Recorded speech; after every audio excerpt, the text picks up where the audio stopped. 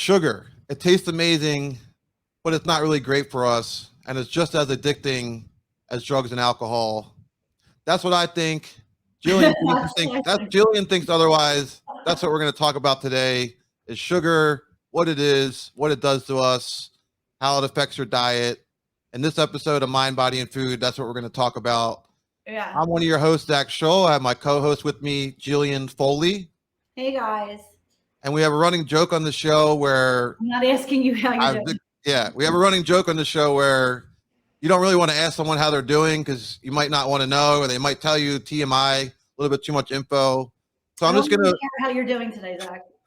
right. I'm just gonna assume that Jillian's doing good. She's gonna assume that I'm doing good. So it's all good in the hood. Yeah, I'm not falling apart training for this triathlon. Yeah. So I almost just asked you again. I like how you said, what did you say? Sugar, the most addicted thing, or at least that's what I think. Backed up by Zach Facts. Yeah, guys. So for those that don't know, this is this podcast is a live look with a food therapy session with a registered dietitian.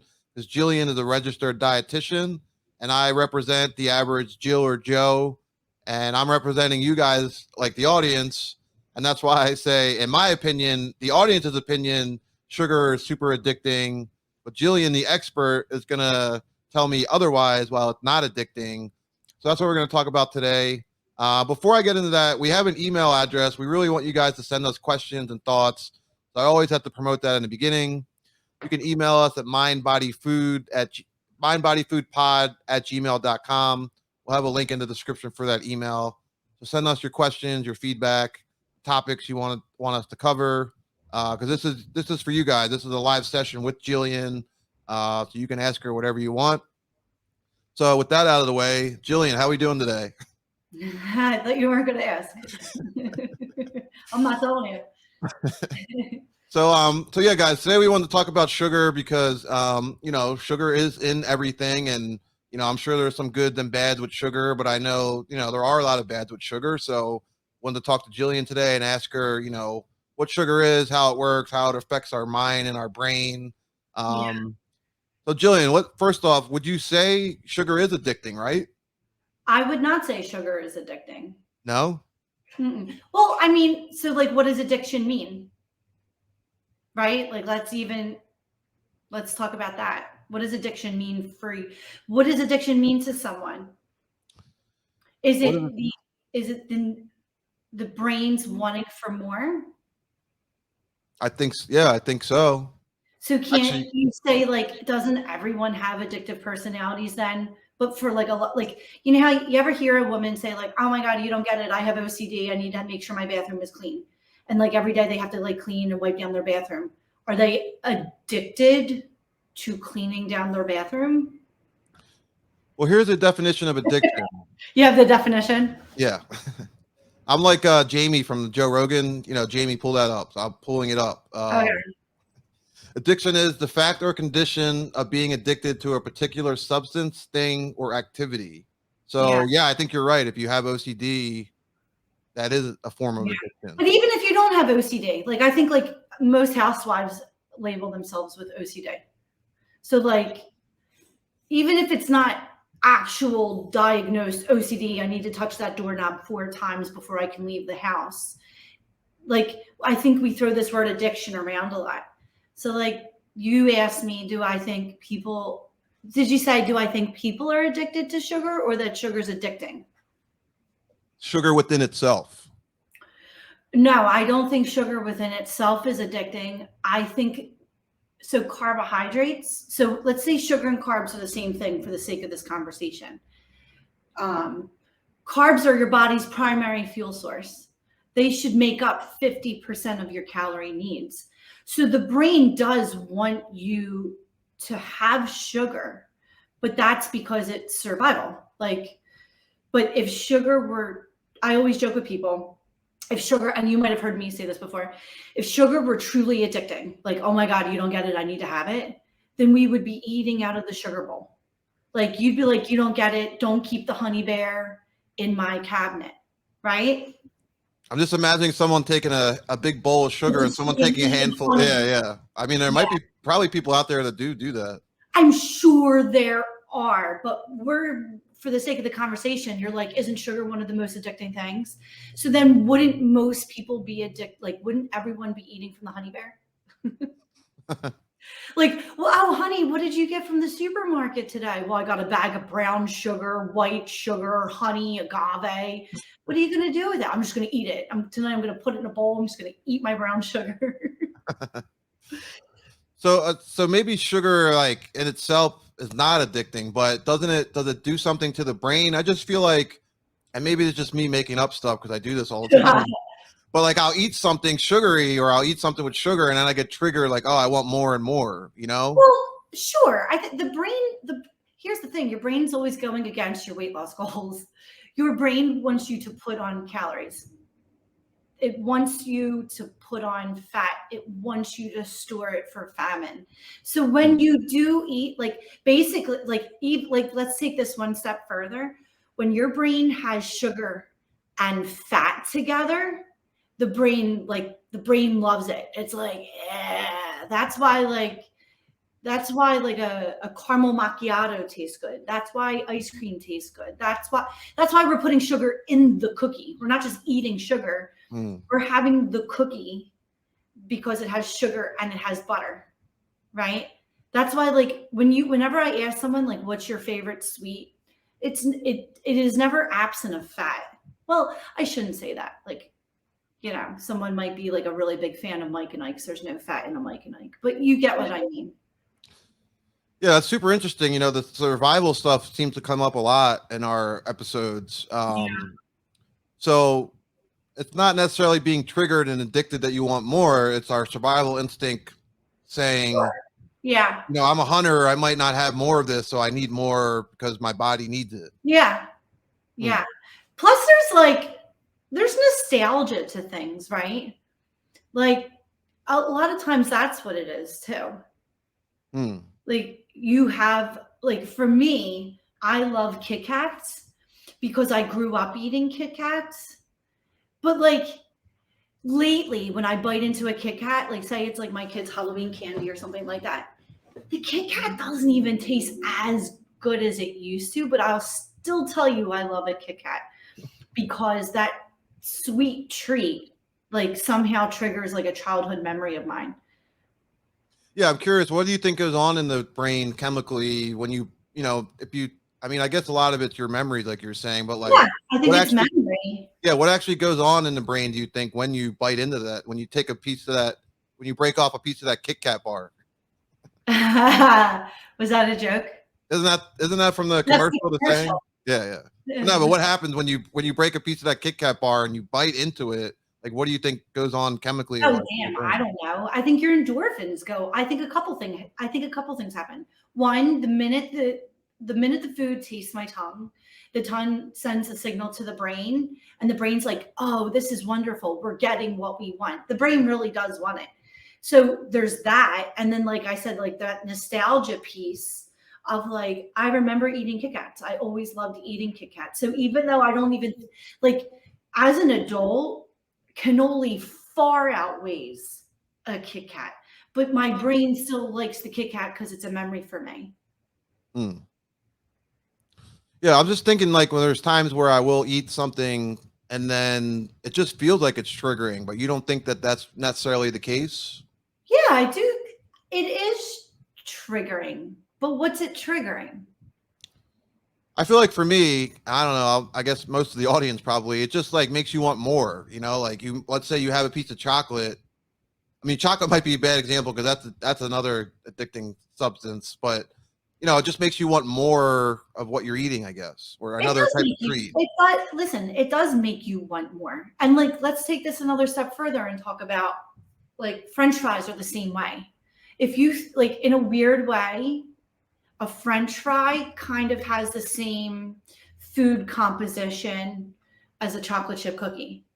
So a lot of times someone will say, oh, sweets don't do it for me, but I'm more savory. But you're still getting the same carb fat content, and the brain likes when those two are together because that means you're eating things that are going to be higher calorie. Those higher calorie foods are meant to make you put on body fat as a survival tool. So there is something to it, but it's not that you are addicted to it. It's that the brain acknowledges that you're eating it, and I know, like, if you think about it, even though we all hate that our brain does this, think about how bad it would have been for survival if we didn't have that. Like, can you picture years ago, if the brain didn't signal any different if you were eating a high fat, high carb versus the celery stalk from the garden? Can you imagine if, like, we really had free will and free range without the brain being biased as to which one it preferred? We could have starved to death. How many calories are in celery? So that's interesting. So you're saying if we had the free will, we would have died. None of us would be here. Yeah. That's why the mind and the brain, the mind, body, food, no pun intended, is so interesting, because it's like the body and the mind is like a pre-made machine that's so like complex. Yeah. But it's neat though. Yeah. That's why I like having these conversations and knowing that other people are going to be listening to these conversations, because if you think it's a you thing, you're like, oh, you don't get it. I'm addicted to sugar. No, the brain just likes when you eat it. Like, it's fine. But don't they? So like sugar it's not a natural thing. I mean, I guess there's different types of sugar, right? It is a natural thing. Now let's look at it like this too, right? People are always hyper focused on how much added sugar is in something. Don't get me wrong. Is more natural better for you? Is something that grew out of the ground going to be better for you than something that's been processed? Sure. We might not even necessarily know how. I'm not even saying we're going to even talk about how. But let's just go ahead and say, because we all have common sense, we're going to say yes. When we have natural sugar that grew out of the ground, that's better for you than something that's been processed, right? But let's also look at it like the body takes the carb that you're eating, because sugar is a carbohydrate. The body takes the sugar that you've been eating along with the other nutrients, and it breaks them down, and it figures out where it wants it to go, and it sends some to your liver, and it sends some to the muscles, and it decides what it's going to do with it, and it sends some to the brain. Sugar is very important for your brain, right? So like things that are going to have natural sugar are going to be corn, you're going to have it in fruit, stuff like that. So when you're eating a yogurt and there's 4 grams of added sugar, let's say, how dangerous is that really? Not that bad, right? Doesn't even sound that bad, does it? How often do we question that?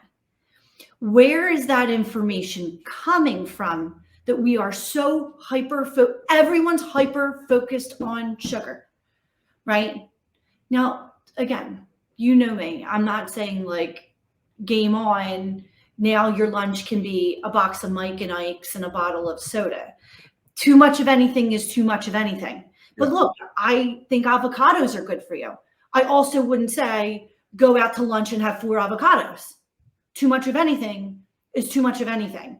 You can have too much water, and that can be really bad for your blood. Like, too much of anything is too much of anything. And to hyper focus on 5 grams of added sugar in a granola bar, like why is it sugar that we're always focusing on for having things that are too processed, right? Cheese is processed. Cheese goes through a process. Doesn't hummus go through a process? That's a good question. I wonder where that does come from, because that's something I've always heard and tried to be aware of, is that, but you're right. We don't, because you might. It comes from everything comes from the media. And listen, don't get me wrong. Some people sometimes are getting too much sugar, and too much sugar can lead to high blood sugar, which can lead to diabetes. And these things can also lead to obesity or being overweight, which can then affect blood pressure, which then can affect heart disease, which is a trickle down effect. But more often than I don't think I've ever had a patient come in here and all of their complications were just from too much sugar. It was too much everything. Too much sugar, too much fat, too many servings of this, too much beer, too little exercise. It's a game of too much.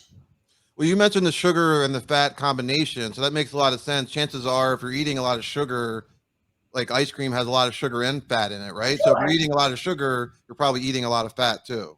Absolutely. I can't remember if I ever said this story to you, but I'll never forget. I had this one patient of mine, and I hadn't seen her for a little bit, and she comes into the gym, and right away she's guilty. All I said was hi, and she's like, "Oh my God, I'm so sorry. I haven't made an appointment with you. Like, it's fine. I'm pulling myself back together. I'm on keto." And I was like, "All right, whatever. Like, I don't care. That's what you do is what you do. I really don't care." And I was like, "But why are you keto?" And she was like, "I just lost like all control around the holidays." She was like, "I was eating French fries, I was eating cookies, I was eating ice cream." So it's funny. What is actually wrong with the cookie, right? Let's take a look at it and say, okay, we have excess amounts of sugar and we have butter, which is animal fat, and animal fat is not good for your arteries. But keto is a high fat diet. So we took a look at the cookie, we took a look at the ice cream, we took a look at the cake. And instead of blaming the entire thing for what it is and saying like, "Oh, I just wasn't I wasn't being healthy, I wasn't being thoughtful, it was a, oh, let me attack the sugar. I know, I'll go keto."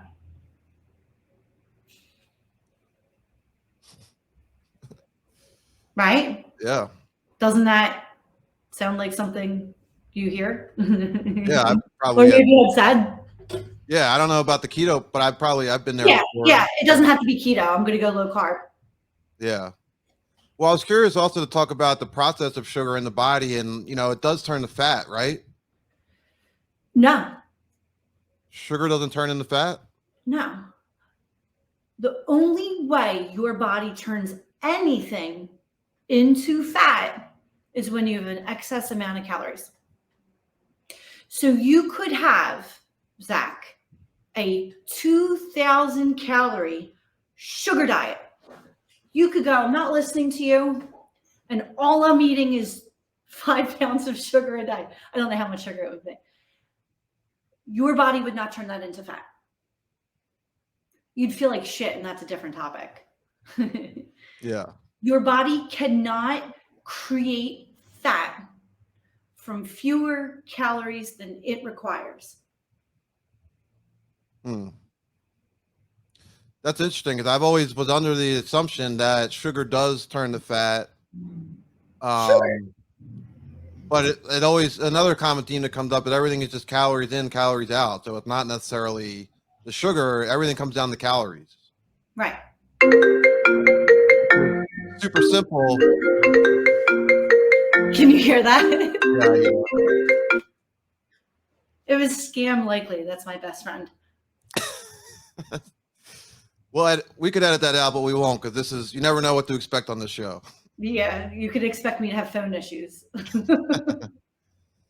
So what do we learn so far? Sugar in itself is not addicting like we thought. Yeah.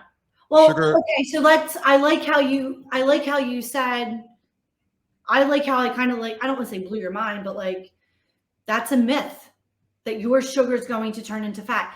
But I guarantee if we both sat here right now and Googled, like, why is sugar bad for you? Let's say, I guarantee within the first 5 things, something will say it turns to fat. And if it doesn't, an advertisement that would pop up that would say, "Hey, do you feel like your sugar is turning into belly fat?"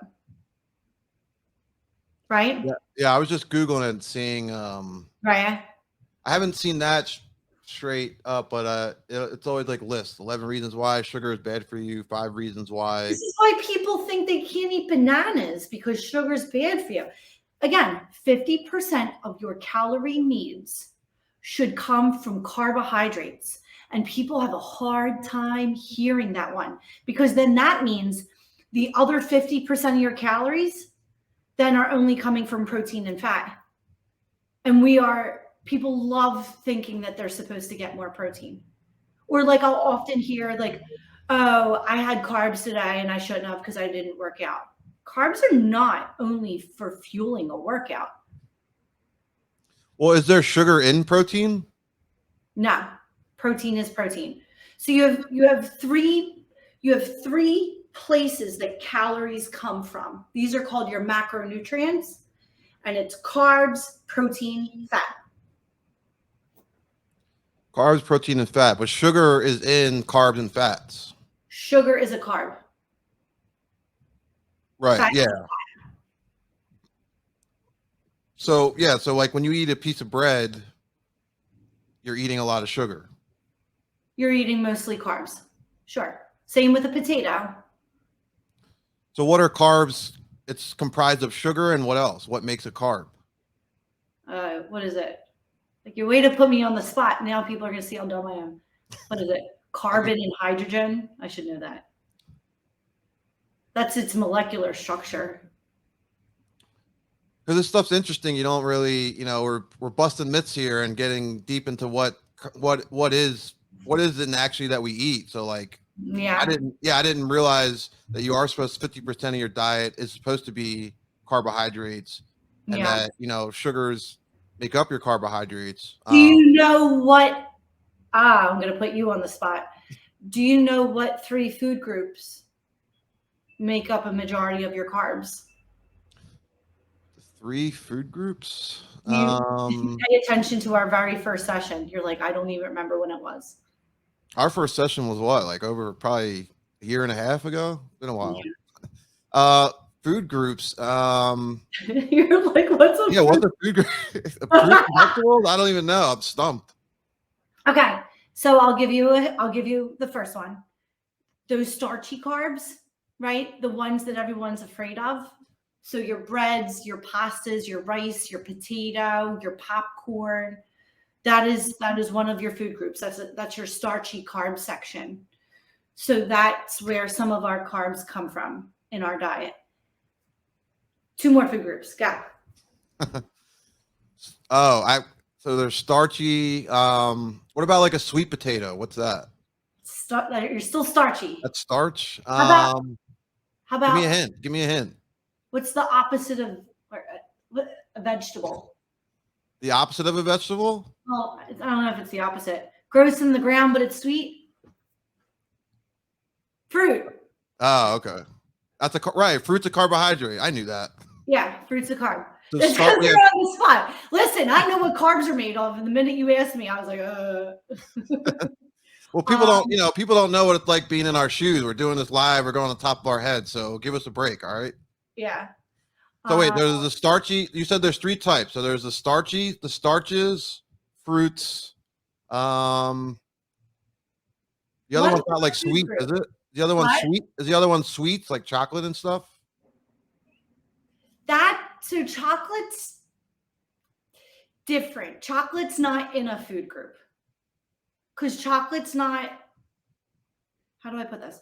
Chocolate's not a food per se. Like you've got cocoa. So chocolate's made of different food groups. Let's put it like that. Okay. Yeah, there's dairy in it. Yeah. So food groups are foods in their separateness. Is that a good way to put it? Yeah, like the food pyramid. Yeah, but that now it's made of a plate, right? Yeah. So like a potato doesn't have a bunch of ingredients. Potato is the ingredient, right? And then you've got a banana. A banana is not a bunch of ingredients. It is a banana, right? And then you've got chocolate. Chocolate is made from different food groups. So chocolate is made from dairy and cocoa and processed sugar. Does that make sense? Yeah. Yeah. So The third and final food group is dairy. And people are normally surprised that dairy has carbs in it, right? Yeah. So like a piece of cheese has carbs in it? Well, when they make the cheese, it loses most of the sugar. But like think of it like this. You know what glucose is, right? It's sugar. Yeah. You know what fructose is. I'm sure you've heard of that. Yeah, high fructose corn syrup, they say is really bad. So what about lactose? That's a carb? Yeah. And it's in dairy and it feeds the baby cow.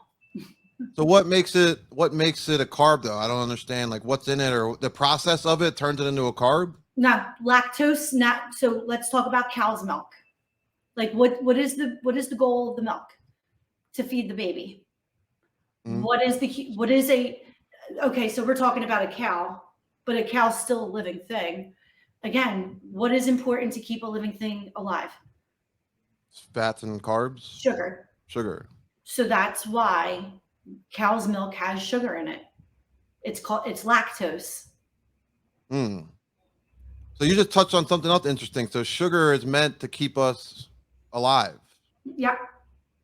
So Yeah. sugar is necessary for us to live. Sugar is necessary for us to live. Yes, we live in a world where we have more processed sugar. No, eating more processed sugar will lead to any medical conditions. It's all a balance of, do you know what you're putting in your body? That's it. Did I ever tell you what I eat on my bike rides? No, I didn't know you take a break? Guess what a cyclist needs to eat while they're riding their bike? Carbs, sugar. Sugar. Yeah. So You can take a big handful of sugar and throw it in your mouth. Oh yeah, you should see me. I'm like, my 5 pounds of sugar in my bag. So I bring, here's what I bring. I bring gummy bears. Well, actually, I've been kind of over gummy bears. I overdid it. I do fruit snacks. I do mini cinnamon raisin bagels. I bring a banana with me. I might pack a peanut butter and jelly, but I need the carbs if I'm gonna be able to get my muscles and my brain to keep up with what I'm asking my body to do. I need sugar. And you should, and I'm talking like I ride with some really strong people, and you should see what they're sitting there drinking soda. It's funny. I went to the gym once with my friend who doesn't work out a lot, and he was like insistent on having a Snickers bar before we worked out, and I thought like he was an idiot, but I guess he was actually a genius. I didn't know that maybe you should be eating a candy bar before you work out. Let me stop you there, though.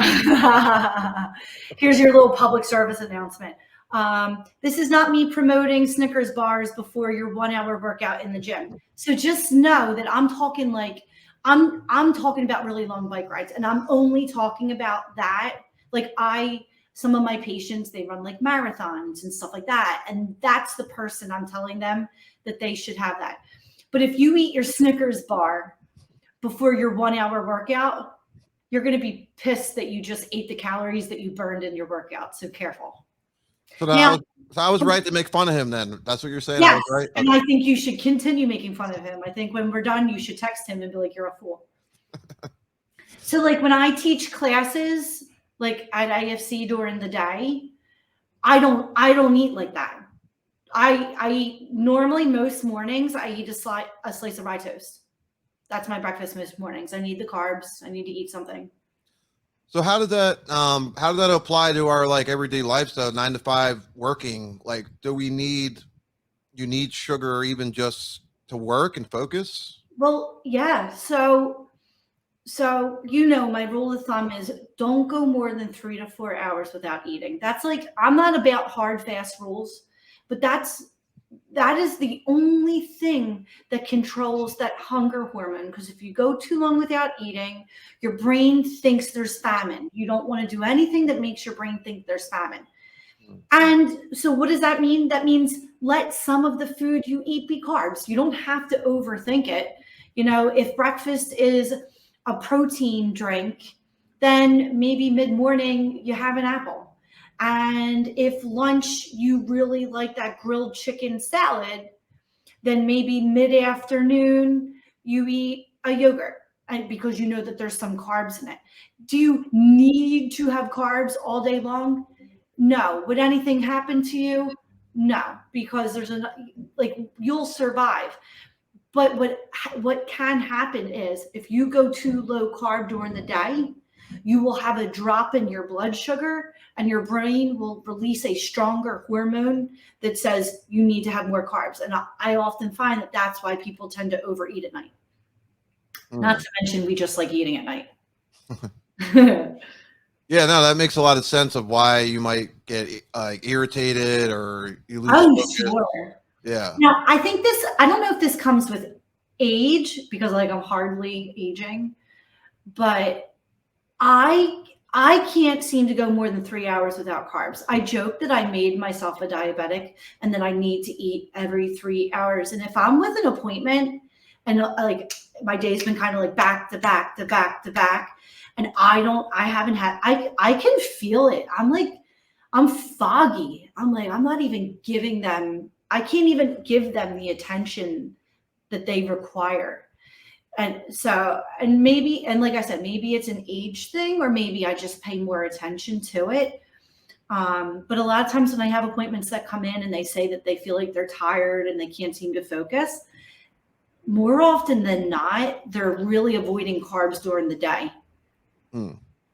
But the flip side of that too is if you eat too much, well, it makes sure. you tired, right? Yeah, I'm also not pushing like pancakes at the diner. But again, it's all about, am I not pushing that because I'm against the white flour pancake and the syrup? Or am I not pushing that because how do you walk away from that without consuming 1,000 calories? How do you walk away from that without having 20 grams of carbohydrates in that meal? That's too much carbs, too much sugar. It's not good for you. It spikes your blood sugar. But I think the biggest takeaway I want people to take from this is don't confuse too many carbs with the right amount. Don't confuse too many carbs with the right amount. So you're saying we need carbs, but you don't want to eat too many carbs. You're allowed to have them with every single meal. I'll have someone say to me, oh, I knew that I had 2 slices of toast with breakfast. So for lunch, all I ate was my tuna and my lettuce. There's a difference between too much and the right amount. 2 slices of toast for breakfast and 2 slices of toast for lunch is fine. There's nothing wrong with that. You're not wrong in doing that. Now, if you had 2 slices of toast and a salad with croutons and a handful of, potato chips, then I'd say there's too many carbs there. But I'd also say that was probably more food than you needed for lunch. Yeah, it all comes back to balance. It always does. It's annoying. This stuff's so simple, but it's not easy. It's not easy because we've been brainwashed and we don't even know we're brainwashed. That's the thing. Yeah, I heard a saying once that really hit me. It was either program or be programmed. So either you program yourself or it's a good way to look at it. You get programmed by, whatever. Yeah, I like that. Program or be programmed. Right? And listen, we are all programmed. And that's fine. I'm never on this show to judge anyone for it. I don't blame you. I was programmed once. But question it. Challenge it, right? If you're going to Google, I don't know if you know this, Zach, but if you are ever going to Google something, make sure it's from a legitimate site. Make sure it's from a .org, a .gov, a .edu. I like the Mayo Clinic. I like the National Institute of Health. If someone will be like, oh, I looked it up. And I'll be like, oh, but what site was it from? Oh, it was from a doctor. Oh, okay. Not to call anyone out, but I actually just spoke with a guy this morning who was considering setting up an appointment with me because his doctor thinks he should do keto. His cardiologist. You know, like, so you're just going to listen to your doctor. Wait, isn't all that fat bad for you? Eh, yeah, kind of. But my point is, just because you come across a website that says sugar turns into body fat and it was written by this doctor, like, did he write a book? Is he promoting a book? Like, you even research, you can't look at just one research study. Were they biased? Did they only take a look at, adolescent boys? Like, what was in that study? You can't just look at one thing.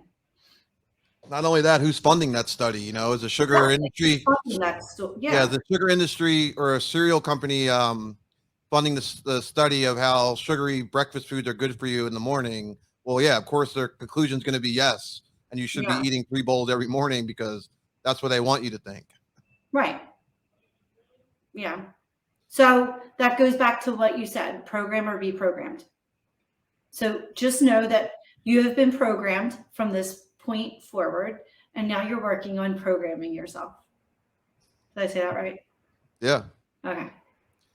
Well, speaking of program, as we wrap it up here, we want to program you to make sure you watch and listen. Check out our program every Monday.